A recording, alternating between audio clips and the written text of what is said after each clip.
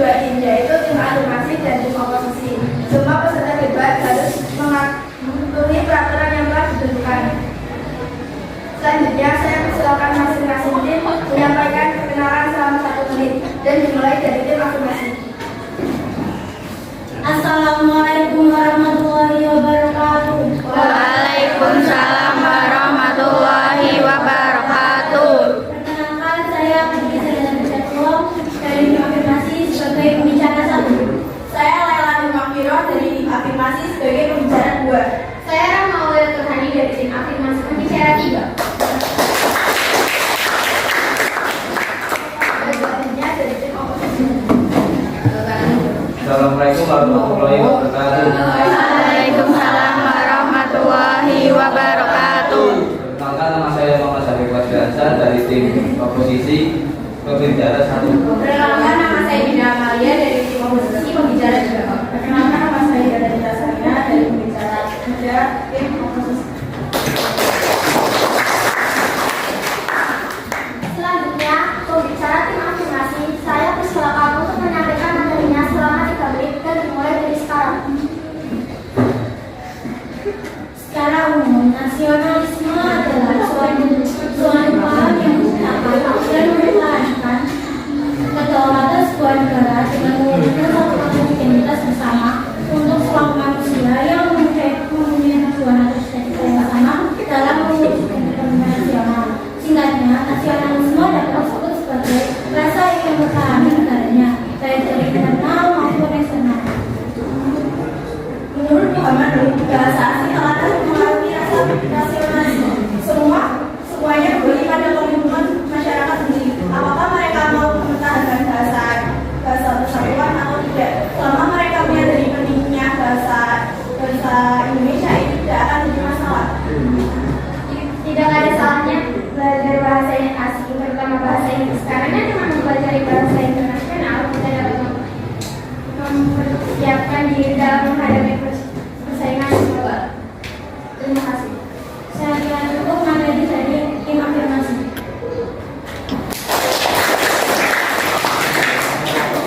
Selanjutnya, pembicara tim oposisi, saya persilakan untuk menyampaikan materinya selama 3 menit dan dimulai dari sekarang. Kami tidak setuju jika penggunaan bahasa asing dalam berkomunikasi sehari-hari menunjukkan kurangnya rasa nasionalisme. Karena justru dengan mencoba berbahasa lain, banyak warga Indonesia ditambah pengetahuannya bertambah kosakatanya, dan itu jelas tidak akan menghilangkan rasa cinta seorang terhadap negara aslinya.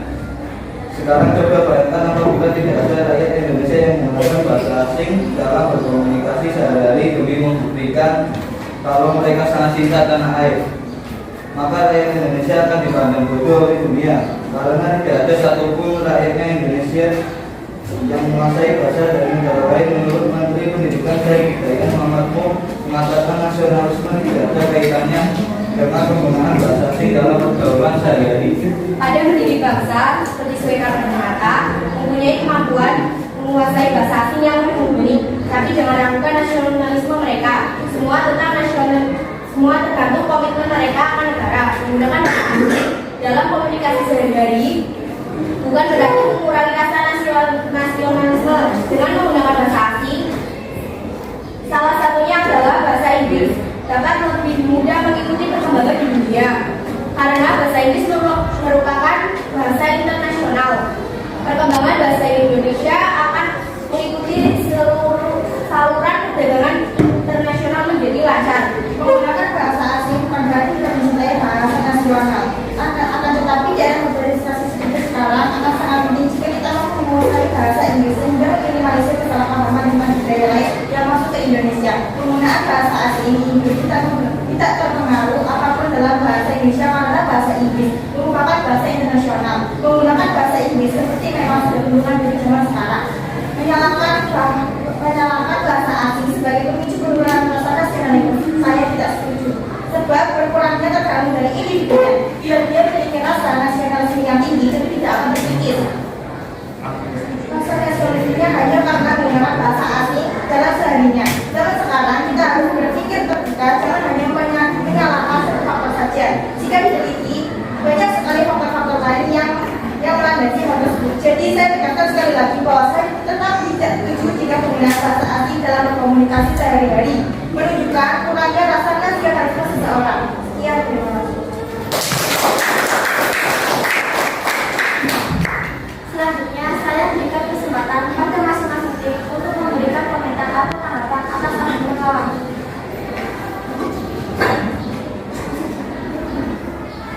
Menurut saya setuju dengan penggunaan bahasa asing pada negara Indonesia. Karena dengan mempelajari bahasa asing atau bahasa internasional, kita dapat mempelajari diri dalam menurut saya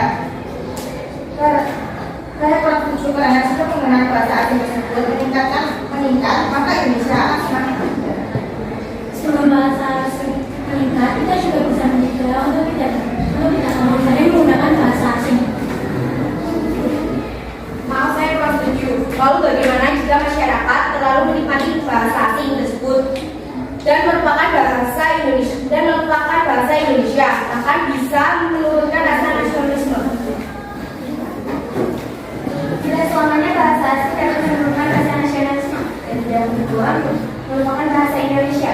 Mungkin memang benar jika lama-kelamaan masyarakat mulai menikmati atau mulai nyaman menggunakan bahasa asing. Tapi dengan cara menggunakan bahasa asing itu sangat menguntungkan dan juga bermanfaat bagi kita semua. Masyarakat juga terdapat ada mengenai kenyamanan bahasa asing itu sangat berperan besar. Indonesia seharusnya kita mengutamakan bahasa Indonesia daripada bahasa asing tersebut.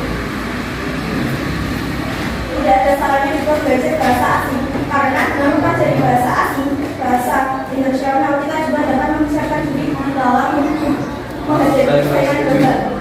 Saya tahu memang tidak ada salah mempelajari bahasa asing. Jadi bahasa asing namun ditakutkan bahasa Indonesia kita ini nantinya bisa dilakukan. Oke, memang ditakutkan jika bahasa Indonesia kita ini nantinya bisa tersampaikan, tapi dengan menggunakan dua bahasa, yaitu bahasa asing dan bahasa Indonesia, bukan berarti kita tidak mencintai bahasa nasional. Hanya saja di era globalisasi seperti sekarang ini akan sangat penting jika kita mampu menguasai bahasa asing sehingga dapat meminimalisir kesalahpahaman. Demikian juga telah 10 discussion ini dapat saya simpulkan bahwa menggunakanlah bahasa Indonesia dalam belajar sebagai bangsa Indonesia karena kita berkomunikasi dengan orang Indonesia agar rasa nasionalisme terhadap bahasa Indonesia tidak berkurang dan kuasai bahasa asing agar tidak ditinggali zaman.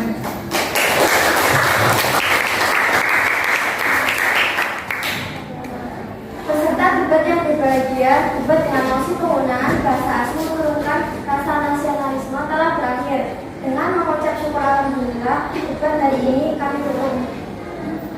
Kami selaku moderator pada acara debat hari ini mohon undur diri. Apabila terdapat kesalahan dalam memandu debat ini, saya mohon maaf yang sebesar-besarnya. Wassalamualaikum warahmatullahi wabarakatuh.